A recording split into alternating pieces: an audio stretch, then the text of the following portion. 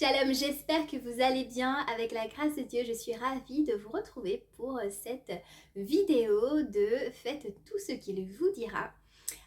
Aujourd'hui, nous accueillons dans l'émission Père Gaëtan Présent, voilà, prêtre de Martinique depuis 2017. Il est dynamique, il est généreux, très engagé, notamment auprès des jeunes, dans la musique. Bref, le Seigneur vraiment t'a comblé, Père. Merci énormément d'avoir répondu donc à cet appel. J'espère vraiment que ce témoignage, le parcours vraiment de Père, son cheminement pourra donc t'inspirer, toi qui peut-être à cet appel à la prêtrise dans le cœur, ou un tout autre appel, hein, qui sait, voilà, peut-être qu'un mot de ce qui sera dit aujourd'hui, eh bien, pourra parler à ton petit cœur. Allez, je te laisse regarder, à tout de suite. Salut Ingrid, et puis bonjour à tous qui regardaient cette vidéo. Alors merci Ingrid de m'avoir invité et m'avoir proposé cette interview, même si en soi le Père Gaëtan n'est pas quelqu'un d'extraordinaire, mais en tout cas voilà, Dieu se servira de moi et de ce qui sortira de ma bouche pour faire sortir quelque chose d'intéressant, toucher qui veut, qui peut aussi, hein. Voilà, et puis voilà, hein, on remet tout ça à Dieu, il n'y a pas de souci. Voilà, donc on va faire un petit coup de saucé, un petit coup de beignet, hein, un petit bain, hein, dans cet océan de la miséricorde. Voilà, et puis voilà. Je rejoins du coup mes amis baigneurs, hein, puisque voilà, vous êtes dedans aussi, puisque vous suivez cette chaîne. Voilà.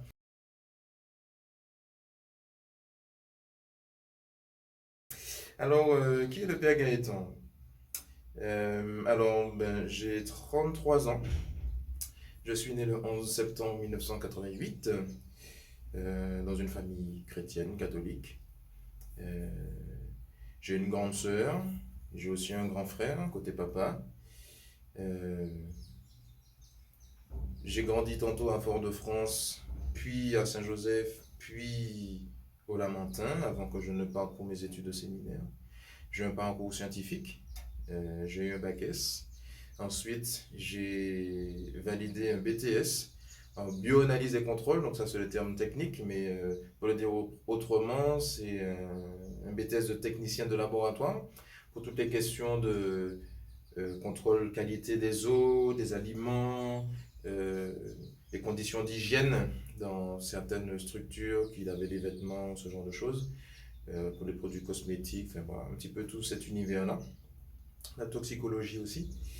Et puis, après ce BTS de 2 ans, j'ai validé une troisième année de licence, donc à l'Université des Antilles-Guyane à Shellcher, une licence de biologie, spécialité santé et alimentation. Et puis, voilà. Il est vrai qu'à la base, j'ai pris cette branche parce que, ça va peut-être vous faire sourire, mais j'ai été un peu influencé par la série américaine Les Experts à Miami. Et j'étais fasciné par voilà, les gars qui allaient récupérer les échantillons de sang, d'ADN, de ci, de ça, qui ramenaient ça dans les laboratoires pour faire des analyses et tout machin. J'ai dit, ah, mauvais, je vais faire ça aussi, etc. Et donc, voilà, c'était le projet que j'avais en tout cas en sortant de ma terminale. Et donc, c'est pour ça que j'ai fait ce BTS-là. Et puis, chemin faisant, bon, j'ai compris que c'était pas tout à fait le bon parcours et puis que c'était un peu compliqué dans la réalisation aussi. Et puis, de fait, en même temps, il y a eu un chamboulement, hein, aussi au niveau de ma foi. Donc, du coup, le projet n'a pas abouti, hein, forcément, si je suis là aujourd'hui, hein, voilà. Mais en tout cas, voilà, ce parcours-là, pour ces raisons-là. Et puis, qu'est-ce que je peux vous raconter encore? Oui, ben, mon adolescence est assez ordinaire, hein, un peu comme, oui, comme beaucoup de gens. C'est que ben, j'ai été catéchisé, donc j'ai eu, je dirais, la chance, même si après coup, je réfléchis et je me dis que ça a été plus ou moins bénéfique sur le moment pour moi. J'ai été dans une école catholique, le séminaire collège, à Fort-de-France. Et donc c'est là que j'ai préparé ma première communion, ma confession de foi, ma confirmation. Mais c'est vrai que, pour le dire en toute honnêteté, je ne garde pas une trace impérissable de cette période-là, parce que, ben, comme beaucoup d'adolescents, on vit les choses, mais sans vraiment être enraciné. Et donc, j'étais à ce moment-là, je dirais, un chrétien en surface. Et puis, grâce à ma chère maman antillaise, la messe le dimanche était une institution. Et tu as envie, tu n'as pas envie, tu t'es couché tôt, tu t'es couché tard, c'est pas son problème. Tu vas à la messe le dimanche et puis c'est tout. Même si tu dors à la messe, mais voilà. Voilà. Et donc, mon adolescence ressemblait à ça. Et je priais de façon aussi un peu intéressée, hein. Quand je priais, c'était pour avoir des bonnes notes. Et voilà, j'étais exaucé assez souvent, mais voilà. Et puis, je constatais un truc qui est assez marrant, que je n'explique toujours pas aujourd'hui, mais si je ne faisais pas ma prière avant de me coucher, ben je ne dormais pas. Et quand je voyais que je ne dormais pas, je dis, ah, je sais, je n'ai pas prié. Et je priais, et puis après, je m'endormais. Donc, c'est intéressant, mais voilà, de relation particulière avec Jésus à ce moment-là, sincèrement, pas trop, quoi. C'était c'était un petit peu comme je le résume, du je t'aime moi non plus. C'est-à-dire, voilà, Jésus qui me dit, mon enfant, je t'aime et tout, je dis, mais moi non plus. Donc, je faisais le strict minimum. Et encore, bon, il y avait ça, hein, mais c'est vrai que voilà, c'était pas très profond. Et voilà, donc, mon adolescence ressemblait à ça. Donc, j'ai pas de souvenir précis de ma confirmation, ma profession de foi, tout ça. Donc, bon, avec le recul, c'est un peu dommage, mais c'est comme ça, c'est ainsi, comme beaucoup d'autres gens. Mais voilà, Dieu est passé par là, justement.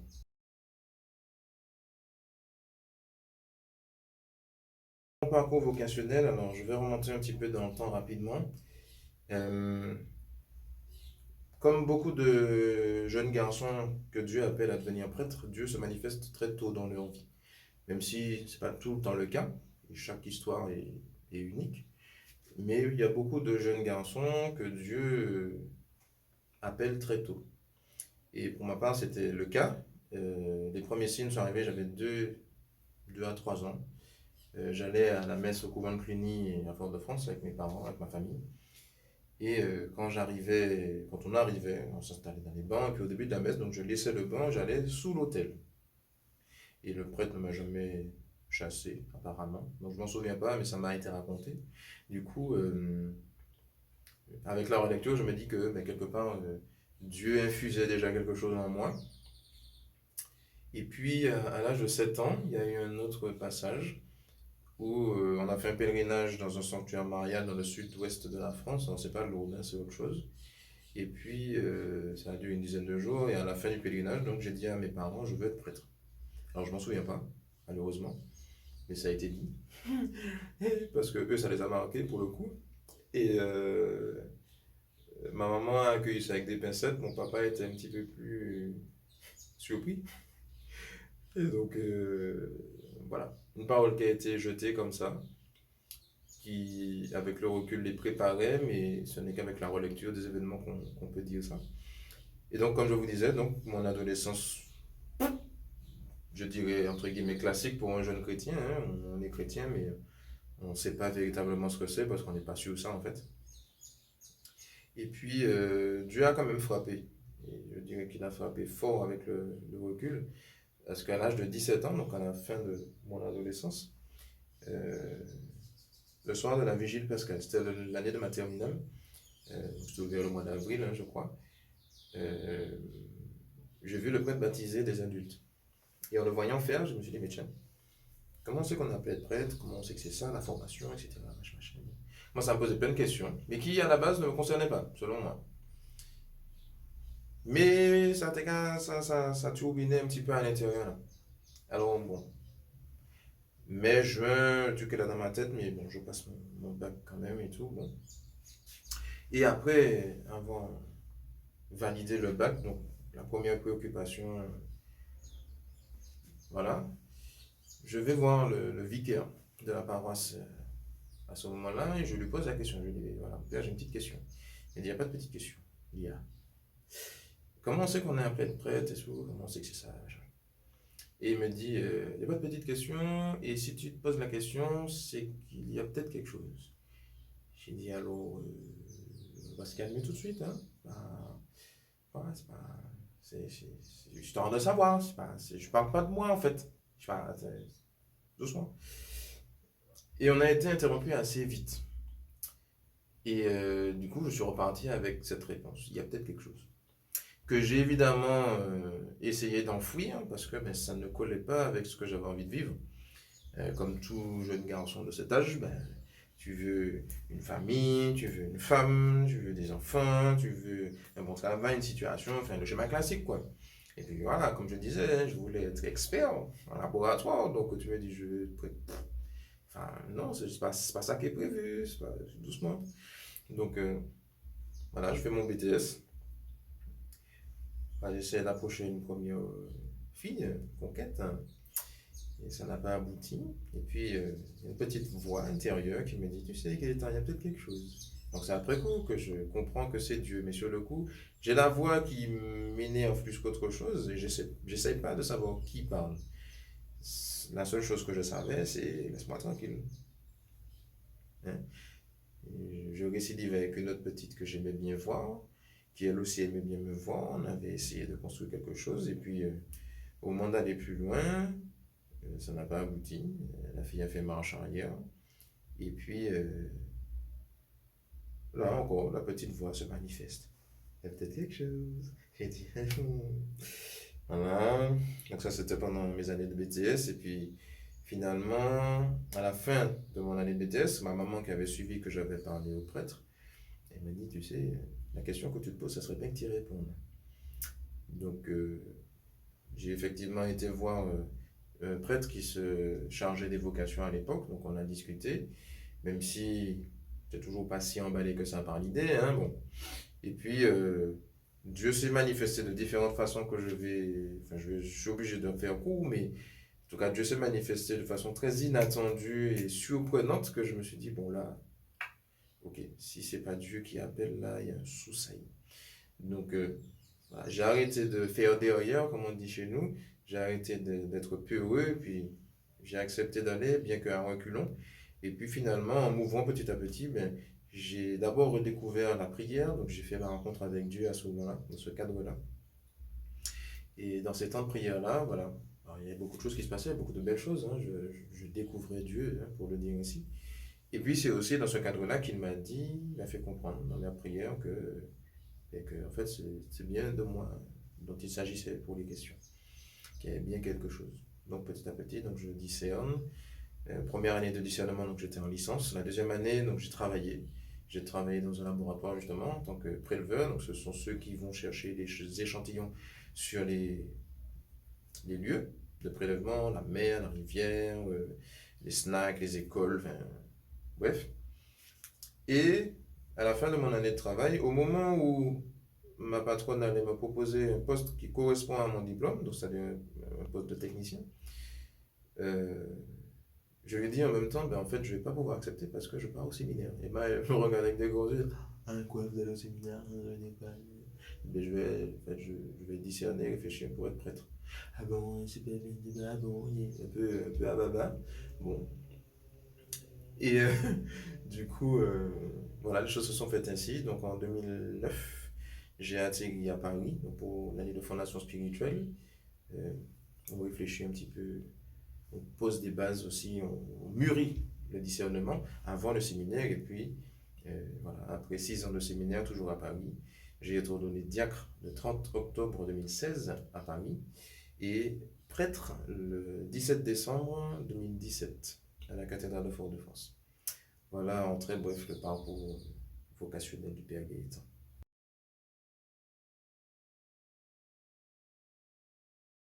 Alors pour ce qui est du Père Gaëtan musicien, tout a commencé, j'avais 8 ans. Ma maman m'a inscrit à des cours de piano que j'ai suivis pendant 7 ans. Euh, donc euh, donc c'est en passant au lycée, hein, que j'ai voulu tout arrêter parce que j'en avais marre. Vous savez, quand on est adolescent, on ne sait pas toujours ce qu'on veut et j'ai prétexté que voilà, avec le lycée, les cours, la perspective du bac, que j'aurais pas le temps, enfin bref. Donc j'ai arrêté, après coup je regrette parce que maintenant, pour que je joue une partition en live, c'est compliqué. Il me faut la lire, bref. Donc c'est pas intéressant et je regrette. Et finalement, voilà, donc c'est avec ce premier rapport-là que les choses ont démarré, je dirais. Une première sensibilité musicale, je me revois justement vers la fin du collège, lycée, faire des parodies et des styles, à partir de chansons de dancehall, de reggae, etc. Souvent pour caricaturer les profs, pour dire n'importe quoi, enfin bref. C'était assez ridicule comme ça, je ne vais pas vous le dire maintenant. Je vais garder un minimum de crédibilité. Et petit à petit, voilà, les choses sont restées. Hein, cette créativité-là, je dirais. Si bien que du coup, quand j'ai commencé mon discernement vocationnel, j'avais aussi un prêtre accompagnateur qui est compositeur, interprète. Et une fois, j'ai écrit un Sanctus, mais sur l'air d'une des chansons de Bob Marley, je ne sais plus laquelle. Et quand je lui ai présenté le truc, il m'a dit, ben en fait, en soi c'est intéressant, mais le problème c'est que quand on va chanter ta chanson, on va d'abord penser à la chanson de Bob Marley plutôt qu'à ta chanson. Enfin, qu'à prier pour Dieu plutôt. Et donc il m'a dit plutôt de faire un truc, voilà, de créer une mélodie avec les paroles, voilà, de partir de rien quoi. Donc j'ai essayé de faire des choses, mais bon, sans en avoir plus de conseils que ça, et puis bon, en faisant un peu avec les rudiments que j'avais. Bon, aujourd'hui ce sont tous, il est dans l'oubli, voilà, mais c'était une première tentative ceci dit, et puis petit à petit, je dirais que les choses m'ont rattrapé parce que après ça, j'avais pas vraiment réessayé autre chose. Et quand je suis allé en année de formation spirituelle, euh, on chantait les offices tous les jours, hein, mais je ne mesurais pas la portée de ma voix. Et on va dire qu'elle m'a été révélée et révélée aux autres aussi en même temps. Je crois que c'était un vendredi saint, le vendredi saint, au matin. On m'avait confié l'animation des laudes. Donc voilà, j'ai chanté les laudes et tout machin. Je m'étais entraîné avant parce que j'avais les pétoches en fait. Je voulais pas me planter. Et puis finalement, à la fin des laudes, ben, tout le monde était ravi, charmé. On dit, waouh, tu chantes bien et tout. J'ai dit, ah bon, ben sérieux. Bon. Et puis, on avait dans cette promotion-là plein de gars qui chantaient super bien. Et ils faisaient des trucs de ouf, à quatre voix et tout machin. Mais moi, j'étais pas dans la team, hein, parce que même moi, je ne savais pas que je chantais à peu près bien. Et depuis ça, du coup, ils m'ont pris dans leur groupe et puis on a commencé à chanter des trucs à quatre voix. Et puis j'ai senti que je prenais un vrai pied là-dedans. Voilà, je chantais baryton, même si je peux chanter ténor ou basse. Et puis on faisait des trucs de ouf, et puis ça m'a plu, et puis au fur et à mesure, ben voilà, j'ai découvert que ben, je kiffais le chant en fait. Et puis à la fin de cette année-là, j'avais une retraite personnelle à faire, et puis le truc est venu comme ça. Je priais, et puis j'ai eu, je dirais, le désir, ou j'ai été poussé, on va dire, à mettre en chanson ce qui faisait ma prière. Et c'est comme ça que ben, ma première chanson est arrivée, c'était une chanson d'adoration. Alors je compose essentiellement en créole, même si ça arrive que je compose en français, mais c'est assez rare. Voilà, le cinéma donne cette fibre-là en créole. Et puis voilà, petit à petit, donc les choses se sont un peu confirmées, et puis j'ai appris la guitare. J'ai un copain hein, qui m'a un petit peu mis dans le bain, et on a appris en même temps. Euh, et puis voilà, on s'auto-stimulait à jouer à la guitare et puis euh, voilà. Finalement je compose plutôt des choses à la guitare, même si je joue encore un peu au piano aujourd'hui, mais plus à la guitare. Et puis petit à petit, voilà, j'ai eu des textes de la Bible que j'ai eu envie de mettre en chanson, de traduire en créole, etc. Et donc j'ai fait quelques créations comme ça. J'ai eu quelques compositions aussi, dancehall, reggae. euh, mais voilà, avec le recul, je me dis que j'ai fait ça, mais que ma vraie fibre, c'est pas ça. Ma vraie fibre, c'est plutôt des chants plutôt posés, les chants d'intériorité.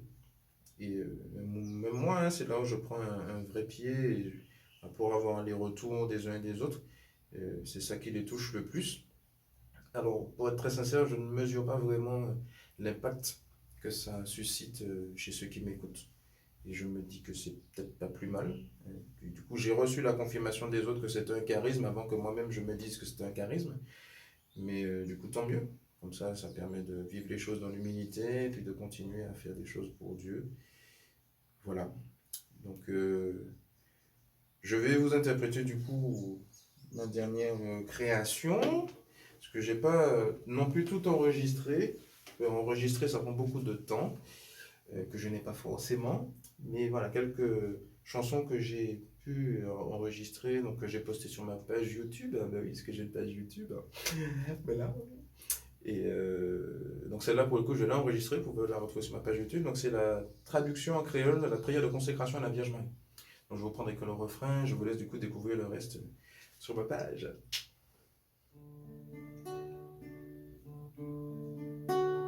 Marie, Marie, Marie,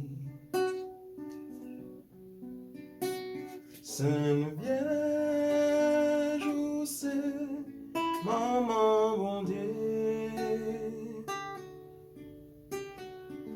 Oh Marie, même manière où dit oui, apprends-moi marcher derrière Ichou, Jésus. Oh Marie, même manière où dit oui, apprends-moi marcher derrière Ichou, Jésus. Voilà, chers amis de l'océan infini de la miséricorde de Dieu. Merci Ingrid de m'avoir interviewé. Et puis, eh bien, voilà, j'espère que ça va rejoindre l'un ou l'autre d'entre vous. Sur ce, ben, je vous dis à très bientôt. Bénédiction en pile, en chaille, en paquette. Et puis, voilà, bon courage pour 2022 à tous, avec son lot de surprises, mais aussi avec son lot de joie, son lot de grâce. Voilà, à bientôt. Merci beaucoup Père d'avoir témoigné. Voilà, le témoignage n'est pas du tout un exercice facile, mais le Seigneur voilà, nous aide, il nous guide, il nous porte, c'est lui qui nous fortifie. Voilà, nous croyons que nous n'avons pas reçu un esprit de timidité, mais un esprit de force, de sagesse. Voilà, ni par puissance, ni par force, mais par l'Esprit du Seigneur. Alors que ce même esprit voilà, puisse te guider, toi qui te cherches, que ce même Esprit Saint puisse vraiment t'enseigner, te conseiller, que tu apprennes à le connaître et que tu puisses découvrir en lui vraiment un ami très cher, un ami fidèle, mais aussi un éducateur, quelqu'un qui pourra te parler du Christ, te parler de Papa Dieu, mais également te parler de Maman Marie. Voilà, parce que nous croyons également, nous les catholiques, que Marie est épouse de l'Esprit Saint. Voilà, l'Esprit Saint est descendu sur elle. Et vraiment merci Père d'avoir pu parler de Marie aujourd'hui dans ce témoignage. Et voilà, vraiment, j'aimerais terminer donc cette vidéo par un Je vous salue Marie. Mais pourquoi pas en chantant. Je te salue Marie comblée de grâce, le Seigneur est avec toi. Tu es bénie entre toutes les femmes, et Jésus ton enfant est béni. Sainte Marie, Mère de Dieu, priez pour nous, pauvres pécheurs, maintenant et à l'heure de la mort. Amen, Amen, Alléluia. Allez, je vous dis à très bientôt, ciao.